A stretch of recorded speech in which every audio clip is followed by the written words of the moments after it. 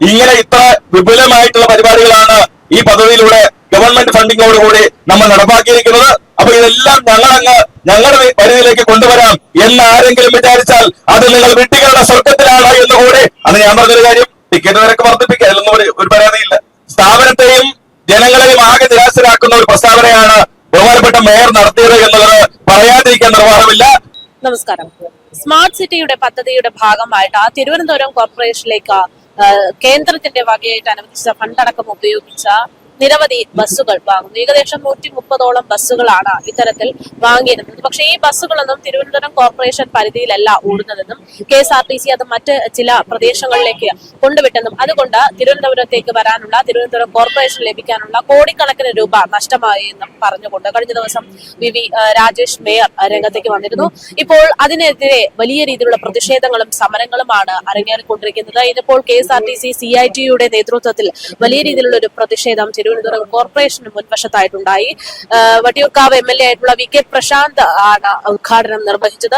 അദ്ദേഹം പറയുന്നത് പ്രകാരം കേന്ദ്രത്തിന്റെ പണമാണ് എന്നുള്ള അവകാശം പിതൃത്വം ഏറ്റെടുക്കുകയാണ് എന്നും ഇത് യഥാർത്ഥത്തിൽ 60% സംസ്ഥാന സർക്കാരിന്റെ തുക കൊണ്ട് വാങ്ങിയിട്ടുള്ള KSRTC ബസ്സുകളാണ് എന്നും അതേസമയത്ത് KSRTC ബസ് എന്ന് പറയുന്ന സംവിധാനം നഷ്ടമാകാൻ അല്ലെങ്കിൽ നഷ്ടത്തിലേക്ക് പോകുന്ന സാഹചര്യത്തിൽ അവിടെ നിന്ന് ഉയർത്തിക്കൊണ്ടുവന്ന പിണറായി സർക്കാരിനെതിരെയുള്ള ഒരു പ്രവർത്തനമാണ് എന്നുള്ള ഒരു ആക്ഷേപമാണ് ഇപ്പോൾ ഉയരുന്നത്. എന്തായാലും വലിയ രീതിയിലുള്ള പ്രതിഷേധങ്ങൾ അതോടൊപ്പം തന്നെ വിയോജിപ്പുകളാണ് ഈ ഒരു വിഭാഗം ഇന്നിപ്പോൾ ഉന്നയിച്ചിരിക്കുന്നത്. ഞാനും ഈ തിരുവനന്തപുരം നഗരസഭയുടെ മേയറായി പ്രവർത്തിച്ച ഒരാളാണ്. 2015-19 കാലയളവിൽ മേയറായിരുന്ന ആളാണ്. അന്നാണ് തിരുവനന്തപുരം നഗരസഭ സ്മാർട്ട് സിറ്റി പദ്ധതിയിലേക്ക് തെരഞ്ഞെടുക്കപ്പെടുകയും അതിന്റെ ഭാഗമായിട്ട് നഗരഗതാഗതം മെച്ചപ്പെടുത്തുന്നതിനായിട്ട് സ്മാർട്ട് സിറ്റിയുടെ ഫണ്ട് ഉപയോഗിച്ചുകൊണ്ട് ഇലക്ട്രിക് ബസ്സുകൾ അടക്കം വാങ്ങുന്നതിന് ആവശ്യമായിട്ടുള്ള തീരുമാനങ്ങൾ അന്നെടുത്തത്. അതിന്റെ ഭാഗമായിട്ടാണ് നമുക്ക് എല്ലാവർക്കും അറിയാം 113 ഇലക്ട്രിക് ബസ്സുകൾ തിരുവനന്തപുരം നഗരസഭ സ്മാർട്ട് സിറ്റി ഫണ്ട് വഴി KSRTCക്ക് കൈമാറി ആ ഫണ്ട് ഉപയോഗിച്ചുകൊണ്ട് ഇലക്ട്രിക് ബസ്സുകൾ വാങ്ങിയത്. അത് നഗരഗതാഗതത്തെ സുഗമമാക്കുന്നതിനും ജനങ്ങൾക്ക് നഗരത്തിലേക്ക് എത്തിച്ചേരുന്നതിന് ആവശ്യമായിട്ടുള്ള കാര്യങ്ങൾക്കുമാണ് ആ ബസ് നൽകുന്നത്. ഇവിടെ തിരുവനന്തപുരം നഗരസഭയിൽ പുതുതായി അധികാരമേറ്റ ഭരണസമിതി ഇതെന്തോ പുതിയ കാര്യമെന്ന മട്ടിൽ നഗരത്തിൽ ഓട്ടിക്കാനുള്ളതാണ് ഈ ബസ് എന്ന ഒരു പുതിയ വ്യാഖ്യാനം കൊണ്ടുവരികയാണ്. നിങ്ങൾക്ക് എല്ലാവർക്കും അറിയാം, UPA ഗവൺമെന്റ് ഈ ഇന്ത്യ മഹാരാജ്യം ഭരിക്കുമ്പോൾ അന്ന് ജവഹർലാൽ നെഹ്റു അർബൻ റിന്യൂവൽ മിഷന്റെ ഭാഗമായിട്ടുള്ള ജൻഡ്രം ബസ്സായിരുന്നു. അന്ന് ശ്രീമതി ചന്ദ്രിക മേയറായിരുന്ന സമയത്താണ് ആ ജൻഡ്രം ബസ്സുകൾ വാങ്ങി KSRTC ഏൽപ്പിച്ചത്. അത് നഗരത്തിൽ മാത്രമാണ് ഓടിയത്.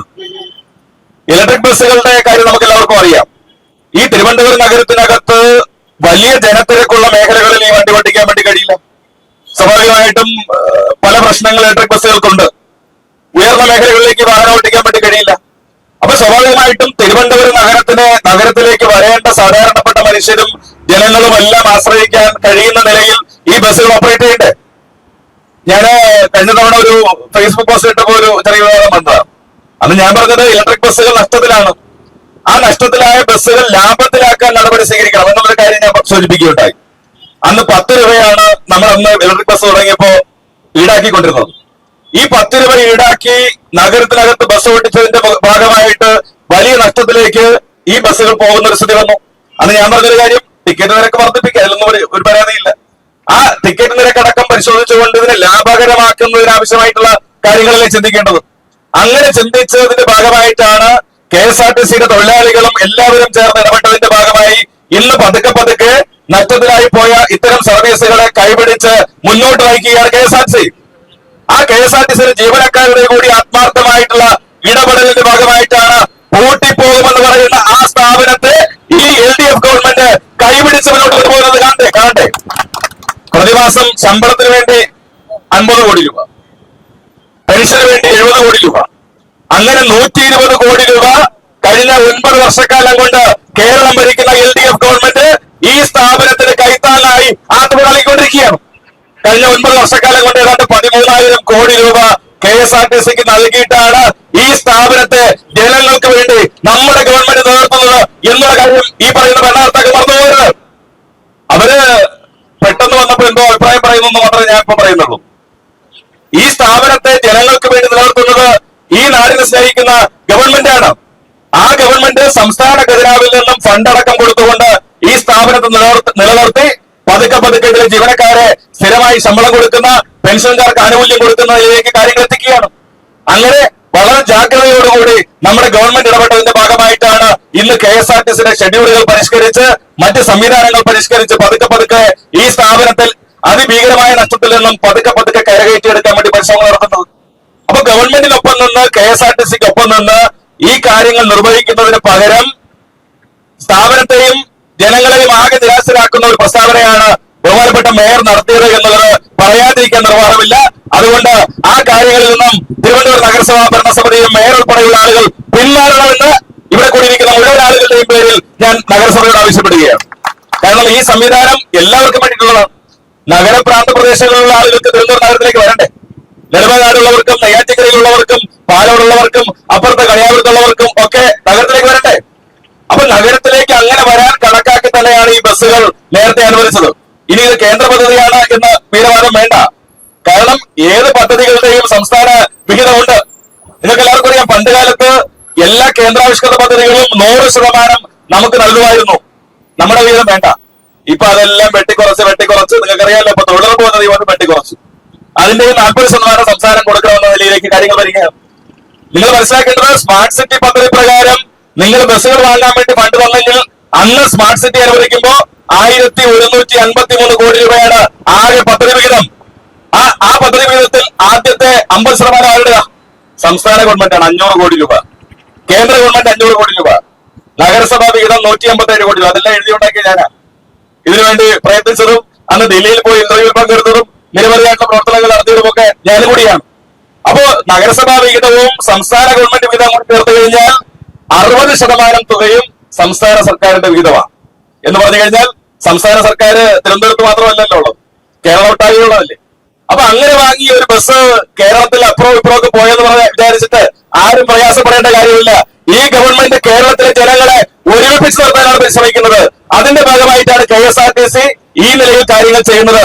അതുകൊണ്ട് ആരും പ്രയാസപ്പെടേണ്ട കാര്യമില്ല.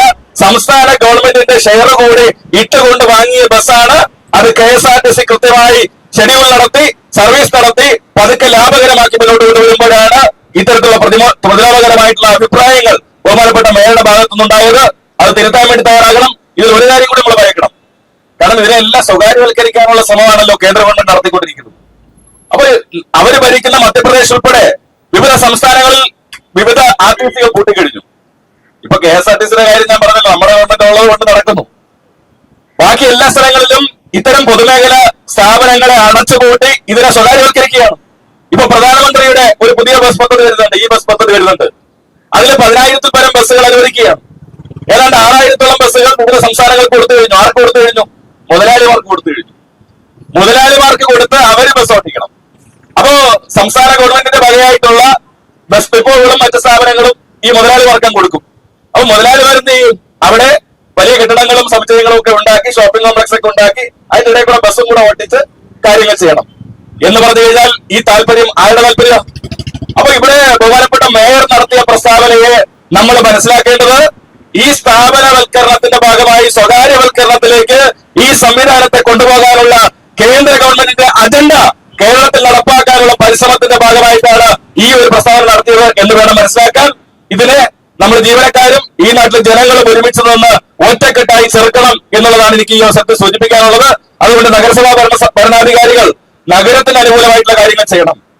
ഈ നഗരത്തിലുള്ള ആളുകളും പ്രാന്തപ്രദേശങ്ങളിലുള്ള ആളുകളും ഒക്കെ നമ്മുടെ ആളുകളാണ്. അവർക്കടക്കം സഞ്ചരിക്കാനും ഒക്കെയുള്ള സൗകര്യമാണ് ഇതിന്റെ ഭാഗമായിട്ട് വരുന്നത്. പ്രിയമുള്ളവരെ, അതിന്റെ ഒരു ഭാഗമാണ് ബസ്സുകൾ വാങ്ങാൻ വേണ്ടി കൊടുക്കുന്നത്. മറ്റ് എന്തെല്ലാം കാര്യങ്ങളുണ്ട്. നമ്മള് സോളാർ പാനലുകൾ സ്ഥാപിച്ചു, ഇവിടുത്തെ റോഡുകൾ നന്നാക്കി, ഇവിടുത്തെ മറ്റ് സംവിധാനങ്ങൾ മെച്ചപ്പെടുത്തി, ക്യാമറ യൂണിറ്റുകൾ സ്ഥാപിച്ചു. ആയിരിക്കുന്ന കമാൻഡ് കൺട്രോൾ സെന്റർ, ഏതാണ്ട് 1000-ഓളം ക്യാമറകളുടെ വിഷ്വലുകൾ അവിടെ ലഭ്യമാവുകയാണ്. ഇങ്ങനെ ഇത്ര വിപുലമായിട്ടുള്ള പരിപാടികളാണ് ഈ പദ്ധതിയിലൂടെ ഗവൺമെന്റ് ഫണ്ടിങ്ങോടുകൂടി നമ്മൾ നടപ്പാക്കിയിരിക്കുന്നത്. അപ്പൊ ഇതെല്ലാം ഞങ്ങളുടെ പരിധിയിലേക്ക് കൊണ്ടുവരാം എന്ന് ആരെങ്കിലും വിചാരിച്ചാൽ അത് നിങ്ങൾ വിട്ടികളുടെ സ്വർഗത്തിലാണ് എന്നുകൂടി മുന്നറിയിപ്പ് കൂടി ഞാൻ ഈ ദിവസം തരാൻ വേണ്ടി ആഗ്രഹിക്കുക. ഞാൻ മറ്റു കാര്യങ്ങളിലേക്കും പോകുന്നില്ല. ഇവിടെ KSRTCയുടെ ജീവനക്കാർക്ക് ഞാൻ ജനപ്രതിനിധി നിലയിൽ ഐക്യദാർഢ്യം പ്രഖ്യാപിക്കുകയാണ്. കാരണം ഈ സ്ഥാപനത്തെ നെഞ്ചോട് ചേർത്ത് പിടിച്ച് നമ്മുടെ തൊഴിലാളി സഖാക്കൾ അവര് ഈ സ്ഥാപനത്തിൽ നിലനിർത്താൻ ആവശ്യമായിട്ടുള്ള പോരാട്ടം നടത്തുകയാണ്. ആ പോരാട്ടത്തിന്റെ ഭാഗമായിട്ടാണ് അവരിന്ന് ജാഥയായി തിരുവനന്തപുരം നഗരസഭയുടെ മുമ്പിലേക്ക് വന്നത്. ഈ സമരത്തിൽ പങ്കെടുത്ത എല്ലാ തൊഴിലാളികളെയും സമര വോളണ്ടിയർമാരെയും അഭിവാദ്യം ചെയ്തുകൊണ്ട് ഈ സമര ധർണാ പരിപാടി ഔപചാരികമായി ഉദ്ഘാടനം ചെയ്തതായിട്ട് അറിയിച്ച് വാക്കുകൾ ചുരുക്കുന്നു. State leaders.